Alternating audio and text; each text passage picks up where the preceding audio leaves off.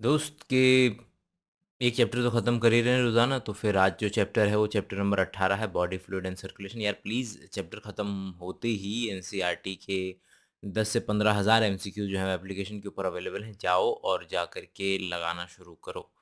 कोई भी चैप्टर बिना तैयारी के अधूरा ही रहेगा, तुम्हें लगेगा तुम्हें आता है लेकिन तुम्हें आता नहीं होगा। टाइम वेस्ट करना नहीं है, चलो डायरेक्ट फटाफट से चैप्टर ख़त्म करते हैं। पहला तो पैराग्राफ बेसिक इंट्रोडक्शन के बारे में ही है कि भाई किस तरीके से हमारे बॉडी के अंदर में ऑक्सीजन और न्यूट्रिएंट्स को एक जगह से दूसरी जगह पहुंचाने की ज़रूरत पड़ेगी, और जो भी वेस्ट और हार्मफुल सब्सटेंसेस हम बनाएंगे उसको कॉन्टिन्यूसली रिमूव करने की ज़रूरत पड़ेगी।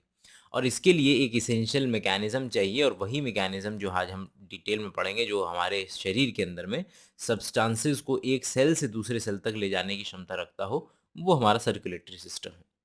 शुरुआत करेंगे भैया, जो सिंपल ऑर्गेनिज्म है, स्पंजेस, सिलेंट्रेट, इनके अंदर में पानी सर्कुलेट होता रहता है और अपने सराउंडिंग से ही वो चीज़ों का आदान प्रदान कर लेते हैं, एक्सचेंज कर लेते हैं। लेकिन अगर कोई कॉम्प्लेक्स ऑर्गेनिज्म होंगे जो आगे जाकर के वो स्पेशल फ्लूइड अपनी बॉडी में रखते हैं चीज़ों को ट्रांसपोर्ट करने के लिए, मटेरियल को ट्रांसपोर्ट करने के लिए, और उसको ब्लड कहते हैं। हमारे शरीर के अंदर में मुख्यतः 2 तरीके के सर्कुलेटरी फ्लूइड्स हैं। वैसे तो 3-4 तरीके के लगा सकते हो तुम। पहला हो गया ब्लड, जो ब्लड में ब्लड ब्रेन बैरियर होता है, इसलिए ब्रेन में सेरेब्रोस्पाइनल फ्लूइड होता है। उसी तरीके से टेस्टिस में भी एक फ्लूइड होएगा, जो क्योंकि ब्लड टेस्टिस बैरियर होता है, लिम्फ होता है, तो 4 तो यही हो गए। बट एनसीईआरटी बेसिक लेवल पे डिस्कस कर रही है, मोटा-माटी लेवल पे। तो एक ब्लड हो गया और एक लिम्फ हो गया। Lymph also helps in to the transportation of substances. क्या होता है लिम्फ, कैसे बनता है, वो भी आगे देखेंगे। लिम्फ का ही दूसरा नाम है टिश्यू फ्लूइड। सबसे पहले ब्लड का जिक्र कर दे रही है एनसीईआरटी कि भैया ब्लड जो है वो पहली बात तो एक टिश्यू है। ऐसा टिश्यू है जो कि कनेक्टिव टिश्यू है, और कनेक्टिव में भी स्पेशल इसलिए है क्योंकि इसके अंदर में फाइबर नहीं होता है। इस हर एक, जैसे कि हर एक टिश्यू के अंदर में अपना मैट्रिक्स होता है, उसी तरीके से इसके पास भी अपना मैट्रिक्स है, एक्स्ट्रा सेल्युलर मैट्रिक्स। लेकिन इसकी खास बात यह है कि वो फ्लूइड मैट्रिक्स है। फ्लूइड मैट्रिक्स मतलब फ्लूइड हो गया, प्लाज्मा और फॉर्म्ड एलिमेंट्स। अब चलते हैं आगे, प्लाज्मा की बात करेंगे सबसे पहले, फ्लूइड मैट्रिक्स की। फ्लूइड मैट्रिक्स प्लाज्मा है, और प्लाज्मा के अंदर में 90 टू 92% पानी है। तकरीबन 55% जो है आपके ब्लड का प्लाज्मा होता है। ब्लड का 55% प्लाज्मा हो गया, प्लाज्मा का 90% पानी हो गया। अब प्लाज्मा में जो बचा हुआ पार्ट है वो क्या है? वो है मेजरली प्रोटीन्स हैं। उनमें से 3 मेजर प्रोटीन है, fibrinogen, globulin, albumin. Albumin, globulin, fibrinogen. Albumin सबसे ज़्यादा, फिर ग्लोबुलिन। ग्लोबुलिन में भी alpha globulin, beta globulin, gamma globulin, और गामा ग्लोबुलिन ही एंटीबॉडी कहलाती है। फाइब्रिनोजन जो कि ब्लड क्लॉटिंग में हेल्प करेगा आपकी। फाइब्रिनोजन हो गया ब्लड क्लॉटिंग के लिए, ग्लोबुलिन हो गया बॉडी के डिफेंस मैकेनिज्म, गामा ग्लोबुलिन जो कि एंटीबॉडी है, और एल्ब्यूमिन हो गया बॉडी के ऑस्मोटिक बैलेंस के लिए। प्लाज्मा में इन 3 प्रोटीन्स के अलावा अलग अलग तरीके के आयंस मिल जाएंगे, और चूंकि चीज़ें प्लाज्मा या ब्लड के थ्रू ही एक जगह से दूसरी जगह जाएंगी, तो एक जगह से दूसरी जगह जाने वाले ग्लूकोज, अमीनो एसिड, लिपिड भी प्लाज्मा के अंदर में मिलेंगे। इसके अंदर में आपको फैक्टर मिल जाएँगे वो जो कि कोएगुलेशन के लिए ज़रूरी है, जो हम अभी आगे पढ़ेंगे। Plasma without clotting factor serum कहलाता है, कि अगर आप प्लाज़्मा में से क्लॉटिंग फैक्टर्स निकलवाते हैं तो वो सीरम बन जाएगा। फॉर्म्ड एलिमेंट्स की बात करते हैं कि ब्लड जो है वो प्लाज़्मा और फॉर्म्ड एलिमेंट्स का बना हुआ है, तो प्लाज़्मा तो हमने डिस्कस कर लिया। फॉर्म्ड एलिमेंट्स वो सेल्स या सेल्यूलर लाइक स्ट्रक्चर हैं, जिसमें 3 मेन मोटा-माटी स्ट्रक्चर आते हैं: erythrocyte, RBC, leukocyte, WBC, platelets, thrombocyte. तो सबसे पहले बात कर लेते हैं ये आरबीसी के बारे में, एरिथ्रोसाइट के बारे में। एरिथ्रो का मतलब ही होता है रेड, साइट का मतलब सेल, तो रेड सेल। हमारे ब्लड के जो सेल हैं उसका तकरीबन 45%, मतलब ब्लड का ही 45% जो है आरबीसी है, सबसे ज़्यादा मात्रा में मिलती हैं। हमारे शरीर के अंदर में 1 क्यूब का अगर डब्बा हो तो उसमें 5 मिलियन आरबीसी मिल जाएंगी। हमारे रेड बोन मैरो में बनती हैं। वैसे 2 तरीके की होती है हमारी bone marrow, red bone marrow और येलो बोन मैरो, और भी होती है, बट ठीक है, मोटा-माटी डिस्कस कर रहे हैं, जितना एनसीईआरटी देगी उतना। डिटेल में पढ़ना है तो फिर वो एनसीईआरटी के लेक्चर्स एप्लीकेशन के ऊपर हैं। आरबीसी जो है उसके अंदर में न्यूक्लियस नहीं होता है। आयरन कंटेनिंग एक हीमोग्लोबिन है, ये है आपका आरबीसी। आरबीसी के अंदर में हीमोग्लोबिन, हीमोग्लोबिन बना होता है 4 पेप्टाइड से, 4 पेप्टाइड की चेन से। हर एक पेप्टाइड की चेन में सेंटर में एक हीम ग्रुप होता है और उसके भी हीम के सेंटर में भी आयरन होता है। सो आयरन कंटेन करता है कॉम्प्लेक्स है जिसको कि हीमोग्लोबिन बोल देते हैं, प्रोटीन। और हमारे एक हेल्दी इंडिविजुअल के अंदर में 12 से 16 ग्राम प्रति डेसीलीटर, मतलब 1 decilitre is equal to 100 ml होता है। और इसका जो लाइफ होती है वो 120 दिन की होती है। और स्प्लीन में जाकर के, जिसको ग्रेवयार्ड, कब्रगाह ऑफ आरबीसी कहा जाता है, कि वहां पर जाकर के आरबीसी को नष्ट कर दिया जाता है बेसिकली। ल्यूकोसाइट का दूसरा नाम डब्ल्यूबीसी हो गया, भाई नाम ही है ल्यूको, मतलब कि वाइट ब्लड सेल। इसके पास हीमोग्लोबिन होता नहीं तो कलरलेस होती है। हमारे शरीर के अंदर में तकरीबन जितनी, भाई ये 5 मिलियन मिल रही थी 1 mm³ के अंदर में, ये जो है केवल और केवल 6 से 8 हज़ार मिलती हैं।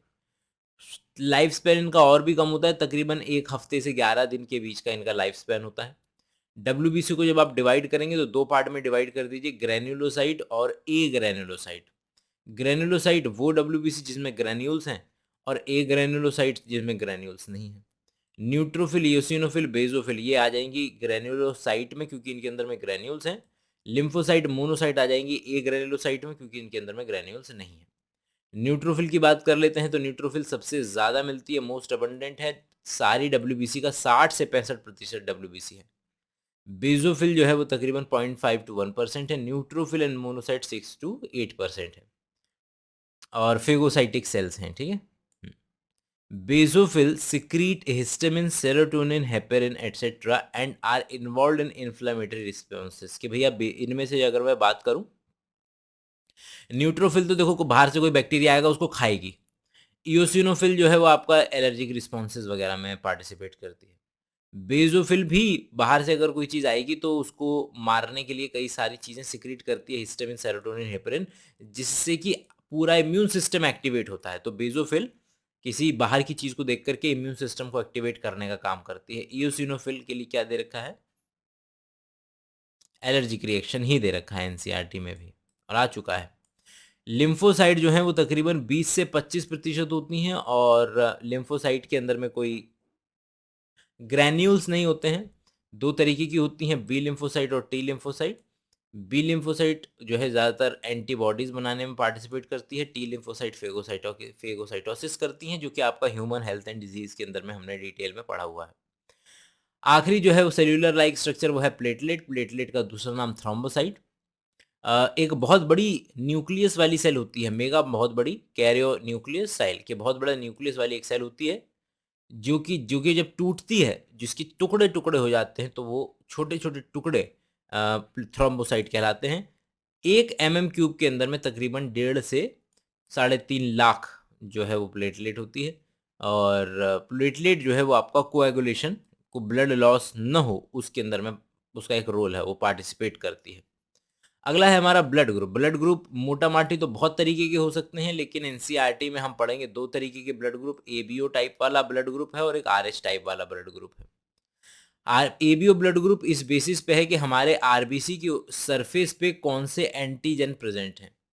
तो जो एंटीजन प्रेजेंट होगा आरबीसी के सरफेस पे, वही ब्लड ग्रुप होगा। ए तो ए ब्लड ग्रुप, बी प्रेजेंट है तो बी ब्लड ग्रुप, ए और बी दोनों प्रेजेंट है तो ए बी ब्लड ग्रुप, और कुछ भी प्रेजेंट नहीं है तो ओ ब्लड ग्रुप। और ब्लड ट्रांसफ्यूजन के वक्त में ये बात ध्यान रखनी पड़ेगी कि आप उल्टा सीधा न मैच करा दें। क्यों?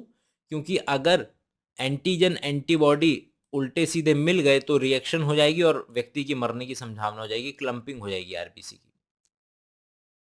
तो यहाँ पर बड़ा ज़रूरी है कि आप ये ध्यान दें कि जिसके पास जो एंटीजन है और वो वहीं से ऑलमोस्ट ले रहा है, तो ए वाला या तो ए से लेगा या तो ओ से लेगा, बी वाला या तो बी से लेगा या ओ से लेगा, ए बी वाला किसी से भी ले सकता है, और ओ वाला जो है किसी को भी दे सकता है, और लेकिन लेगा केवल ओ वाले से। तो ये परमुटेशन कॉम्बिनेशन मौजूद होते हैं ब्लड ट्रांसफ्यूजन के लिए, क्योंकि एंटीजन एंटीबॉडी वाली रिएक्शन हो जाएगी अगर आपने उल्टा सीधे चीज़ें मिक्स करा दी तो।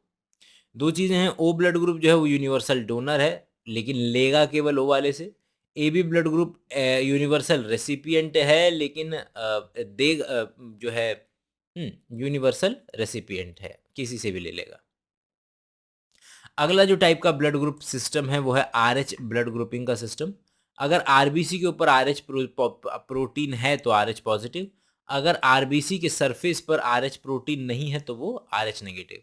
रीसिस मंकी से आया है ये प्रोटीन, मतलब हम और रीसिस मंकी शेयर करते हैं इस प्रोटीन को, हमारे एंसेस्टर में कॉमन रहा होगा। इसलिए 80% जो है वो आरएच पॉजिटिव और 20% आरएच नेगेटिव होते हैं।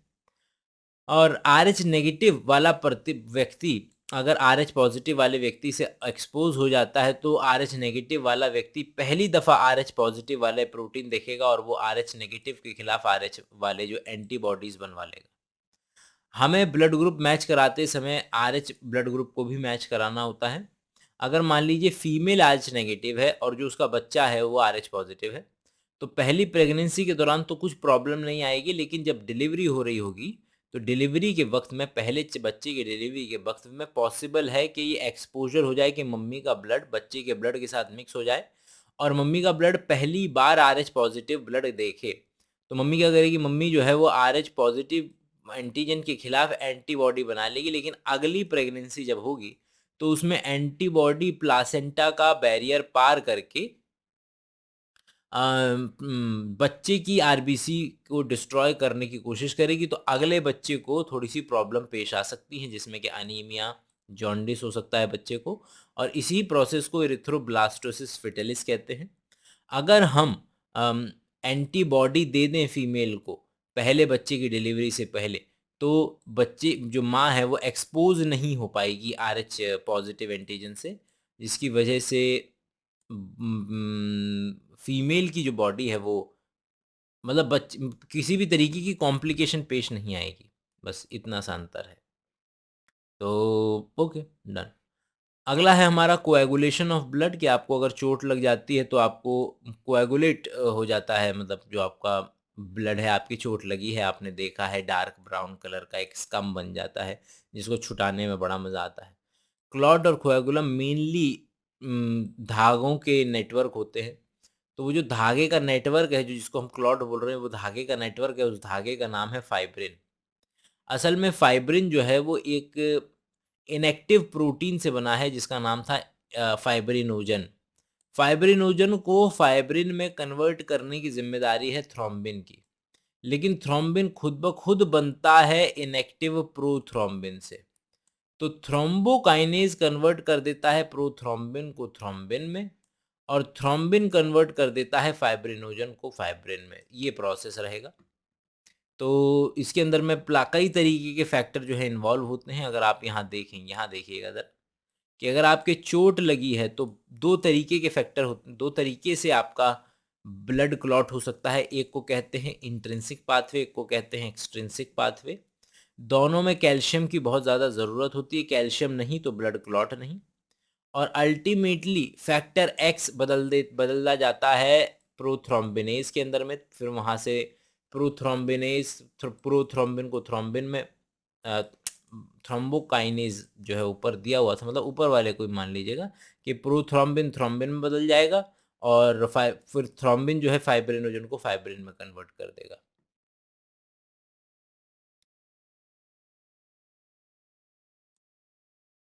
कुछ ऐसे फैक्टर हैं जो कि टिश्यू रिलीज करता है, जिसको टिश्यू फैक्टर कहते हैं, जब आपके चोट लग जाती है, जिसकी वजह से कोएगुलेशन का प्रोसेस इनिशिएट हो जाता है। कैल्शियम हमने देखा कि क्लॉटिंग के लिए बहुत ज़्यादा ज़रूरी है। अगला टॉपिक है हमारा लिम्फ। देखो, बॉडी के अंदर में जब ब्लड वेसल्स में खून ट्रैवल कर रहा होता है तो वो एक प्रेशर के साथ ट्रैवल करता है।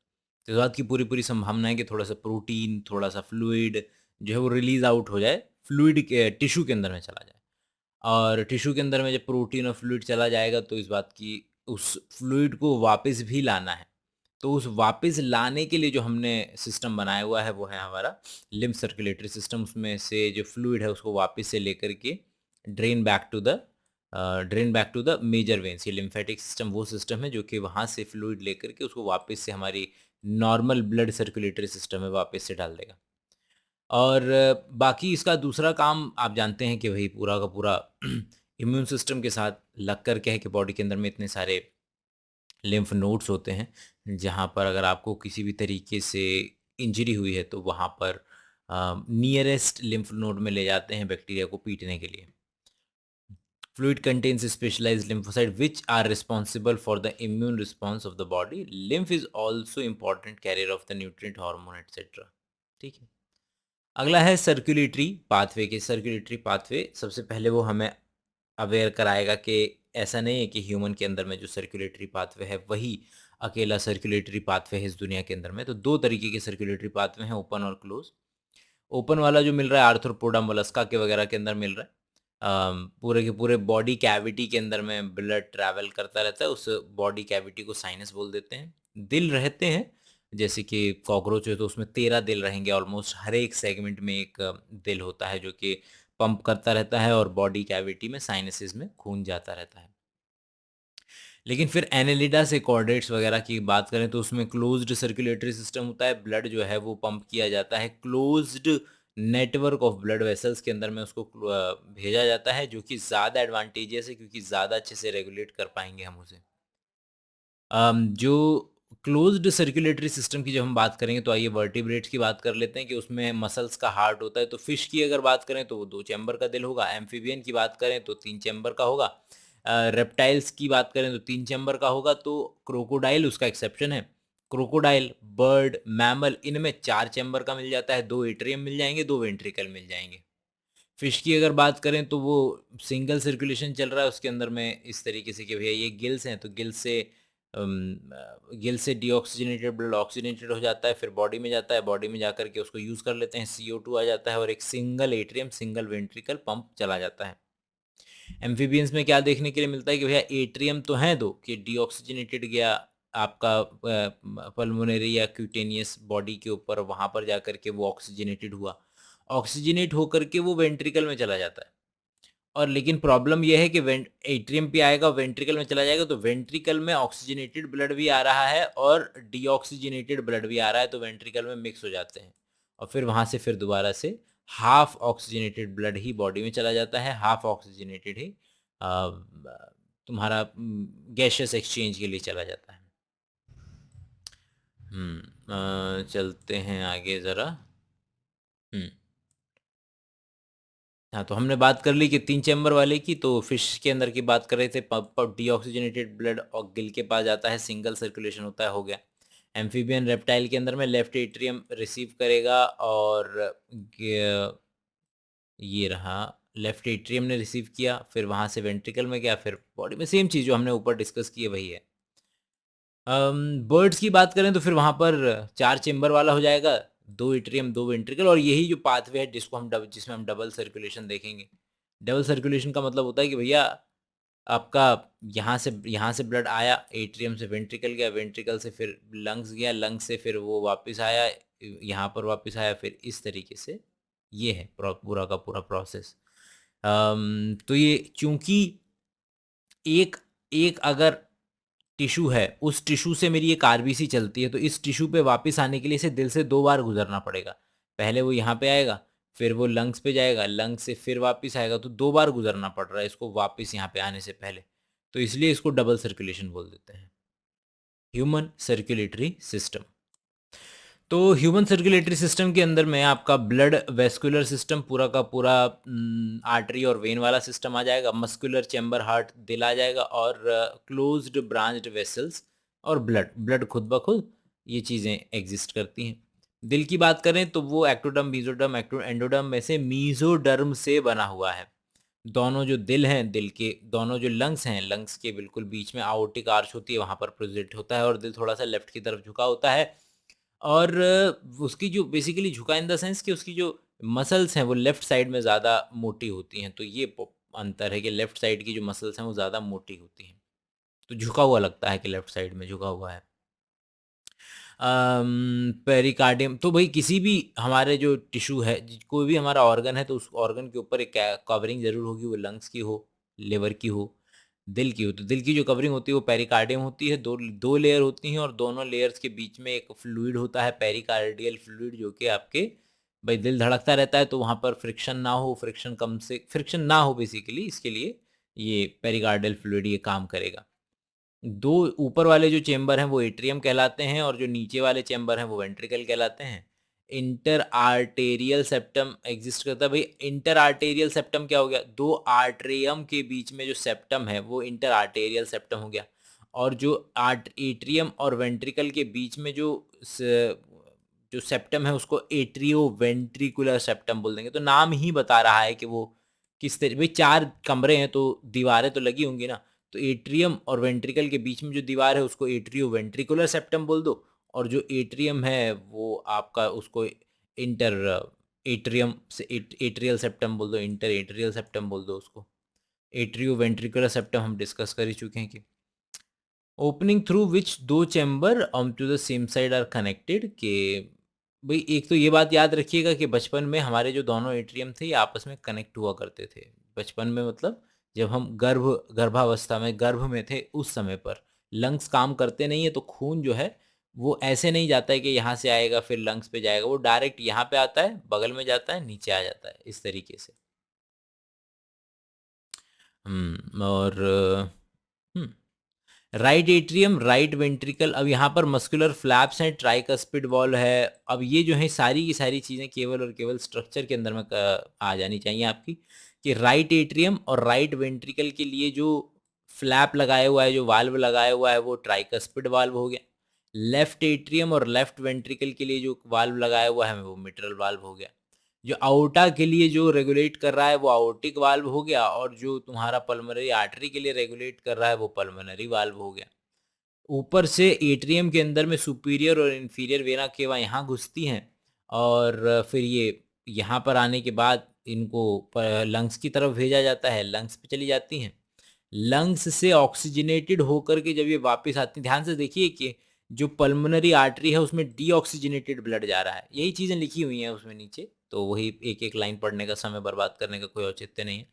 तो यहाँ से वो डीऑक्सीजनेटेड ब्लड लंग्स पे जा रहा है, लेकिन खास बात यह है कि याद रखिए कि आर्टरी में डीऑक्सीजनेटेड ब्लड जा रहा है, और फिर ऑक्सीजनेटेड होने के बाद पल्मोनरी वेन, जो कि वेन है, उसके अंदर में ऑक्सीजनेटेड ब्लड आता है लेफ्ट एट्रियम के अंदर में। लेफ्ट एट्रियम से मिट्रल वाल्व से होते हुए जाता है कहाँ? लेफ्ट वेंट्रिकल में। लेफ्ट वेंट्रिकल में जब कॉन्ट्रैक्शन होता है तो फिर जाता है यहाँ से आउटिक वाल्व के थ्रू, आउटा के थ्रू बॉडी के अंदर में चला जाता है। तो यही पूरा का पूरा सर्कुलेशन, पूरा का पूरा जो प्रोसेस है वो आपका यहाँ पे बताया गया है, कि जो भाई पल्मोनरी आर्टरी और आउटर रिस्पेक्टिवली सेमिलूनर वाल्व जो होते हैं उससे गार्डेड है। वाल्व जो है वो मेक श्योर करता है कि एक ही डायरेक्शन में खून जाए, बैक फ्लो नहीं होना चाहिए। पूरा का पूरा हार्ट जो है एक ही कार्डियक मसल का बना हुआ है। वेंट्रिकल की जो वॉल्व्स हैं वो कंपैरेटिवली ज़्यादा थिकर हैं। जो एट्रियम की दीवार जो है, वाल्व जो है, उतनी ज़्यादा थिकर नहीं है जितनी ये थिक है, क्योंकि इसे बॉडी के अंदर में खून को भेजना है। ये आइडिया है बेसिकली। फिर हम बात करेंगे नोडल टिश्यू के बारे में, कि भाई बिल्कुल यहाँ पर अगर आप देखेंगे तो यहाँ पर नोडल टिश्यू की इमेज अगर मैंने नहीं डाली है, यहाँ पर आपका ऐसे नोड होता है इस वाली जगह पे, फिर यहाँ से ठीक नीचे की तरफ एवी नोड होता है। एवी नोड से इस तरीके से चलते हुए ये दो ब्रांचेस बन जाती हैं, फिर ये पुरकिंजे फाइबर आ जाते हैं। ये इलेक्ट्रिकल एक्टिविटी कराता है आपका लंग्स के अंदर में, इसलिए बेहद ज़रूरी होता है। तो आइए सर फटाफट से इसको देख लेते हैं। हाँ जी, एंटायर वेंट्रिकल, ठीक, ये रहा नोडल टिश्यू। तो nodal tissue right upper corner of right atrium, तो ये राइट, क्योंकि भाई इसके अंदर में ये राइट है, तो ये राइट वाले में यहाँ पर मिल जाएगा, और ऐसे नोड बोल देते हैं इसको। और लोअर लेफ्ट कॉर्नर में राइट एट्रियम के मिल जाएगा एवी नोड। ऐसे नोड से सिग्नल जाता है एवी नोड से, फिर वहाँ से आगे बढ़ता है तो जो एक सेप्टम आता है, एट्रियो वेंट्रिकल सेप्टम में जाती है, और वहाँ पर वो दो पार्ट में डिवाइड हो जाता है, राइट और लेफ्ट बंडल में। और फिर फाइनली फाइबर्स बन जाते हैं जिनको हम पुरकेंजे फाइबर कहते हैं, जो हमने नीचे इमेज में देख लिया। ये खुद ब खुद इलेक्ट्रिकल एक्टिविटी जनरेट कर सकते हैं, एक्शन पोटेंशियल जनरेट कर सकते हैं, इसको ऑटो एक्साइटेबिलिटी बोला जाता है।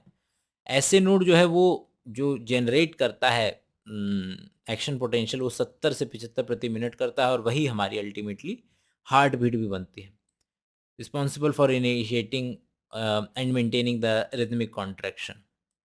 ठीक है। अगला है हमारा कार्डियक साइकिल। तो कार्डियक साइकिल को आप आराम से बैठ करके देख सकते हैं, वही प्रोसेस है पूरा का पूरा जो हम अभी अभी डिटेल में डिस्कस किया हमने कि भैया इन्फीरियर वेना केवा और सुपीरियर वेना केवा से दोबारा से बोल दे रहा हूँ साफ साफ, होना यही है, लिखा यही है। क्या होता है कि inferior vena cava superior vena cava से ब्लड खुद ब खुद ऐसे आता रहता है, अपने आप आता रहेगा, इसको कोई रोकने वाला नहीं है, यहाँ पे आ जाएगा, यहाँ तक आ जाएगा। याद याद रखिए कि 70% वेंट्रिकल की जो फिलिंग है, 70% वो पैसिव फिलिंग होती है। फिर जब ये कॉन्ट्रैक्ट करता है तो 30% और आ जाता है। ये देख रहे हैं, ये लिखा है ना 30%। तो जब ये अपने आप, जब सब कुछ रिलैक्स्ड है, रिलैक्स्ड की स्टेट को कहते हैं डायस्टोल। जब सब कुछ रिलैक्स्ड है तो खून खुद ब खुद आएगा, चलता जाएगा, यहाँ भर जाएगा, 70% यहाँ भर जाएगा, और फिर 30% जो है वो राइट एट्रियम की कॉन्ट्रैक्शन से भर जाएगा, ट्राइकस्पिड वॉल्व के थ्रू वेंट्रिकल में आ गया।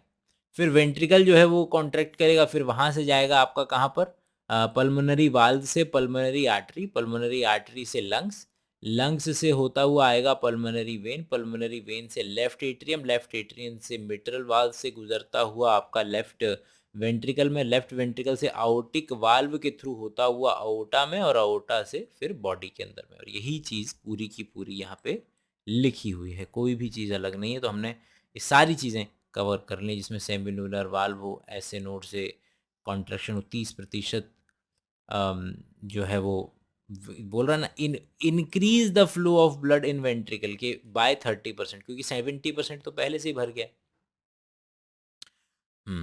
तो ये बात हो गई, जो जो साइकिल वाला पार्ट था वो हमने डिस्कस कर ही लिया है।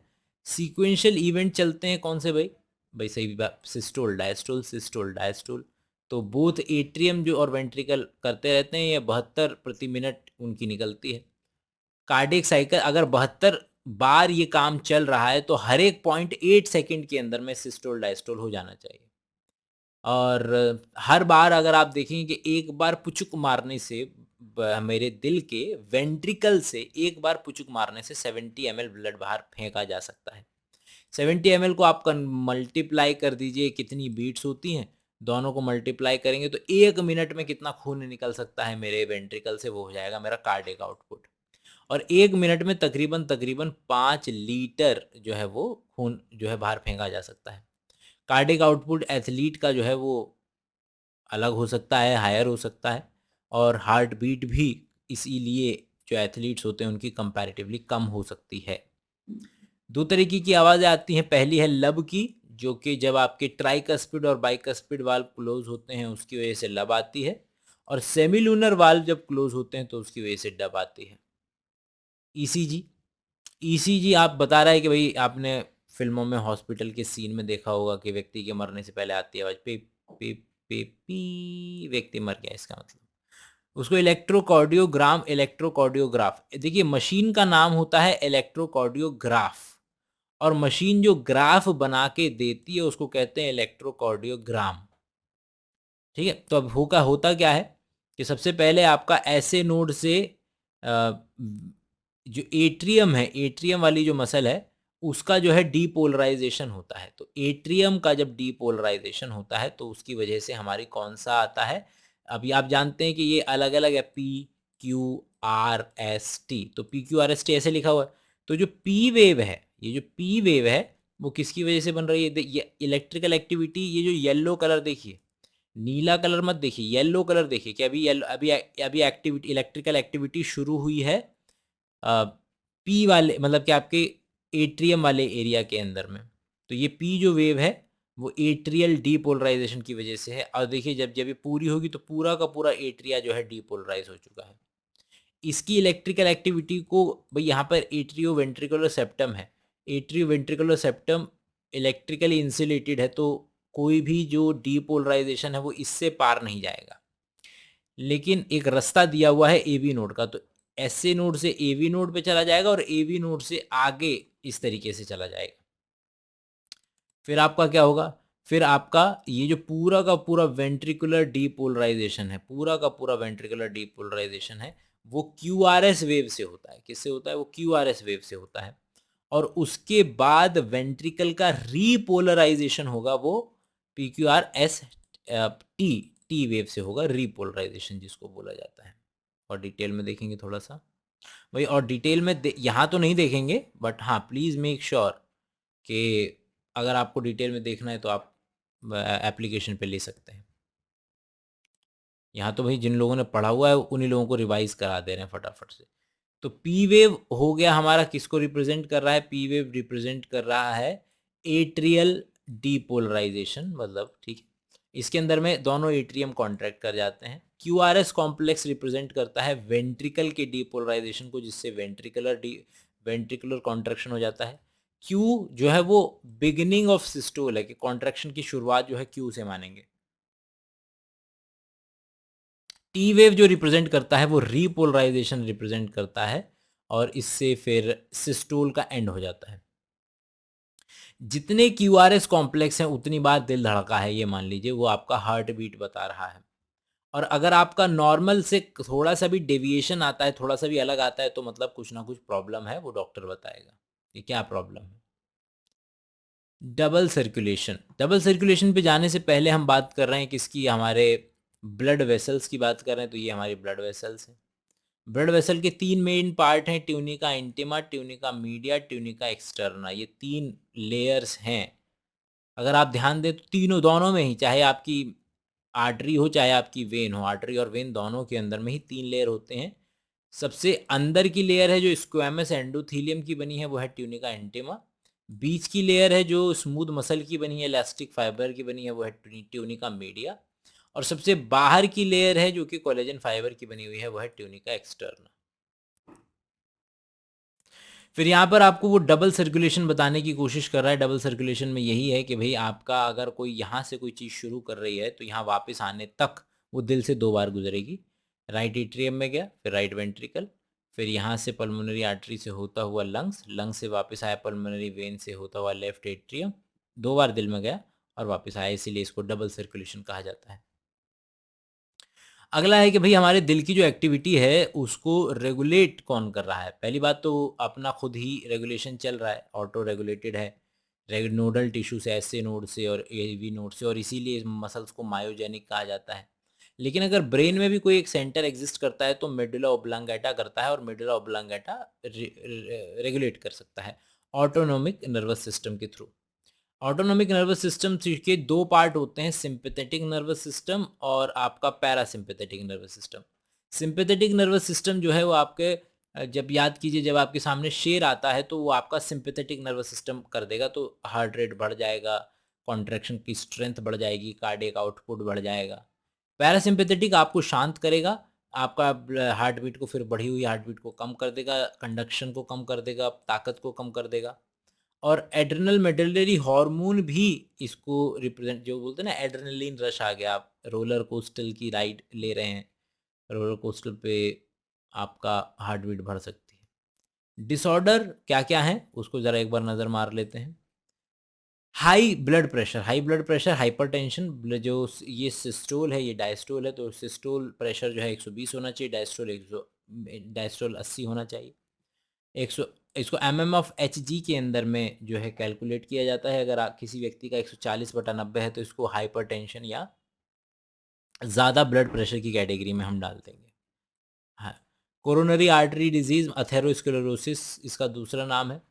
भाई आपके ब्लड वेसल के अंदर में जो दिल वाली है, उसके अंदर में जो दिल को सप्लाई कर रही है वेसल, ब्लड वेसल, उसके अंदर में कैल्शियम, फैट, कोलेस्ट्रॉल, इन सब का डिपॉजिशन होने लगता है, वो पतली होने लगती है, और एक दिन आपको वो फट जाएगी तो उसमें क्लॉट बन जाएगा। तो वो फट जाएगी, क्लॉट बन जाएगा, उससे पहले जब तक वो पतली होती चली जा रही है उसको अथेरोस्क्लेरोसिस बोल देते हैं। एंजाइना, एंजाइना पेक्टोरिस, ये एक्यूट चेस्ट पेन होता है इसके अंदर में, क्योंकि दिल की मसल्स को ऑक्सीजन नहीं मिल रही है तो कुछ सेल्स मरने लगती हैं, शीमिया। और ये मैन वुमेन किसी में भी हो सकता है, कभी भी हो सकता है, लेकिन उम्र दराज लोगों में फिर भी कंपैरेटिवली ज़्यादा कॉमन है। हार्ट फेलियर की बात करें तो वो पर्टिकुलर कंडीशन जिसमें हार्ट जो है ठीक से ब्लड इफेक्टिवली पंप नहीं कर पा रहा है और बॉडी की जो ऑक्सीजन की जो डिमांड है उसको मीट नहीं कर पा रहा है। इसका दूसरा नाम आता है कंजेस्टिव हार्ट फेलियर, बिकॉज भैया कंजेशन हो रहा है लंग्स में, is one of the main symptom, disease का जो है ये मेन सिम्टम में आ जाएगा। हार्ट फेलियर को कार्डियक अरेस्ट न माने। कार्डियक अरेस्ट होता है जब दिल धड़कना ही बंद कर दे, हार्ट अटैक होता है जब हार्ट मसल सडनली डैमेजेस और वहाँ पर ठीक से ब्लड की सप्लाई ना मिले। तो बॉडी को ऑक्सीजन ना मिले तो हार्ट फेलियर, अगर दिल धड़कना बंद कर दे तो कार्डियक अरेस्ट, और अगर आपकी ब्लड सप्लाई ना मिले दिल को ठीक से तो हार्ट अटैक। तो ये तीनों में जो डिफरेंस है प्लीज़ अच्छे से याद रखिएगा।